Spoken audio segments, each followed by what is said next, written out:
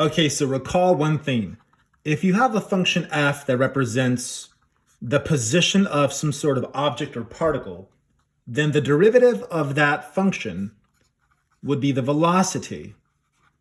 And the derivative of the derivative, or the second derivative of the original function, would represent the acceleration of that particle. So we have position, velocity, or you can think of it as speed if you want, sort of, kind of. Position, speed, acceleration. Position is the original. The first derivative is velocity, aka speed in a sense, and the second derivative is acceleration. So trying this problem here that I mocked up.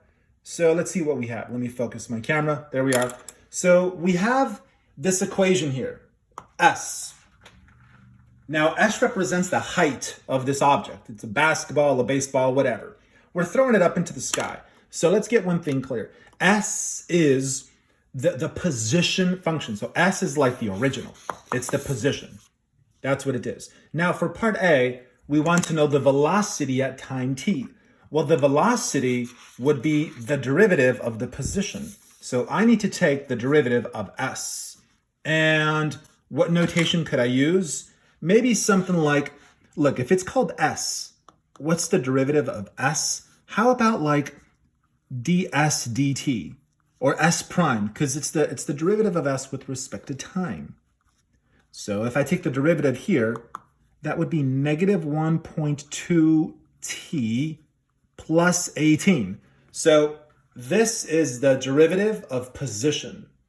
And so this is velocity. They want the velocity at time t, which means you have to plug in t. But if you plug in t, the variable is already in terms of t. So they basically just want you to find the derivative for part A. That is a complicated way of saying, what's the derivative of the position function? Now, part B, find the time for the maximum height. The keyword is maximum.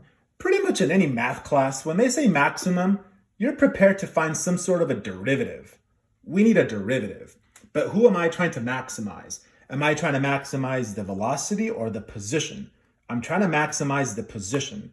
And in order to maximize the position, you need the derivative. And that's the derivative right there. And what do we do, generally speaking, for calculus problems? When you want to find a max, you find the critical numbers. So you take the original function, you find the derivative, and you set it equal to 0. So that's the derivative. So I set that equal to 0. Had a little typo there. And you solve that equation for time. So let me subtract the 18 and then divide by the negative 1.2. And I got 15. So time equals 15. Now, what that means is that whatever baseball, football, whatever you're throwing up into the air, after 15 seconds, the object reaches its maximum height. And part B, they're saying time for max height.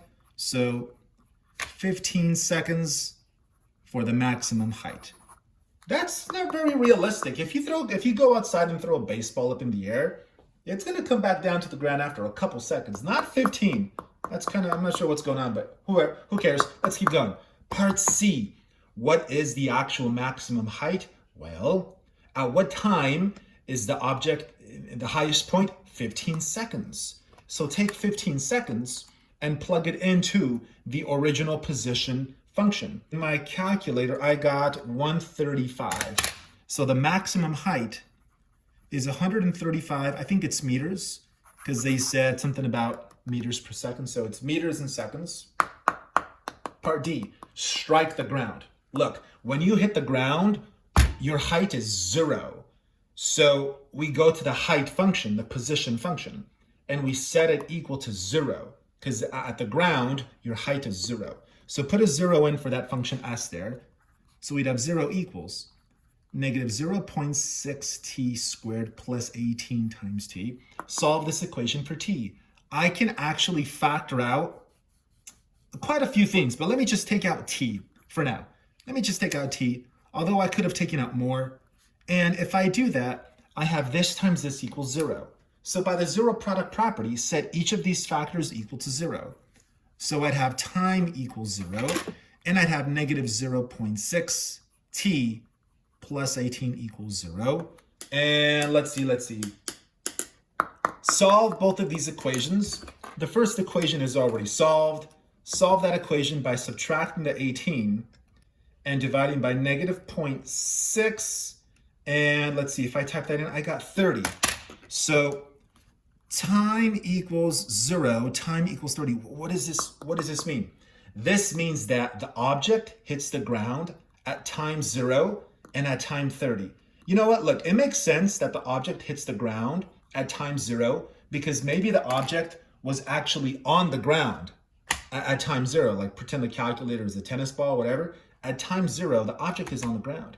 I throw it up into the air, and guess what? 30 seconds later, boom, it comes crashing back down. So these are the two time frames, that being the beginning of the experiment and that being the end of the experiment when the object hits the earth after 30 seconds. So it strikes the ground at time, I would say 30 seconds. And what else? It strikes the ground with what velocity? Okay, well, it strikes the ground at 30 seconds. So take 30 seconds and drop it into your velocity model, which is the first derivative. So I'm gonna take 30 and I'm gonna plug it into the derivative. It says negative 18. So the velocity, so I'm gonna call it v sub f, meaning the final velocity, would be negative 18 meters per second. How come it's negative?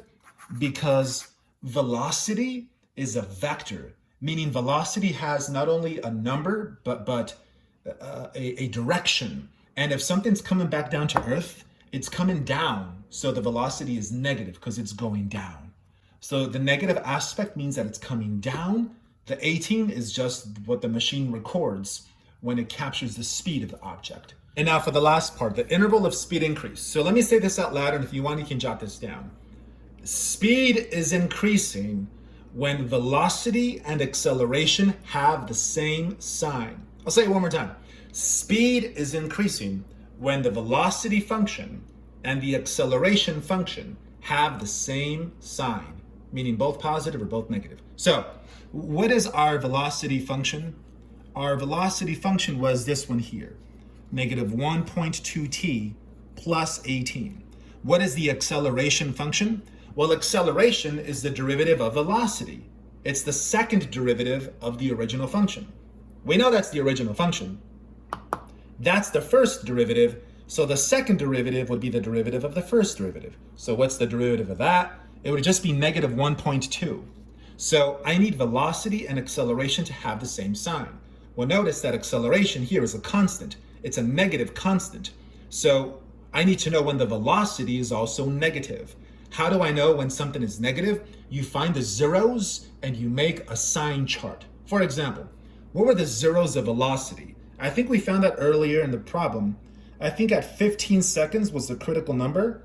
So if I make a sign chart down here for velocity, I would make a cut at the zero of velocity, which was, I believe, 15. Now pick a number before and after 15 as a test point. For example, 0 and 16. If I plug in 0 into velocity there, I get a positive number. If I plug in 16 into velocity there, it's a negative quantity. So when is the velocity negative? From 15 and onward. When is the acceleration negative? Always. But the speed is increasing only when velocity and acceleration have the same sign, either both positive or both negative. Here, acceleration is only ever negative. So velocity, when are you negative? From 15 and onward. But you know what? Look, from 15 seconds, not to infinity, but from 15 seconds to 30 seconds, because at 30 seconds, the object hits the ground and the experiment is over. So final answer for part F, I would say from 15 to 30. But my only question is, do I use brackets or parentheses? Because they'd ask for an interval, but this is somewhat controversial as to whether to use brackets or parentheses.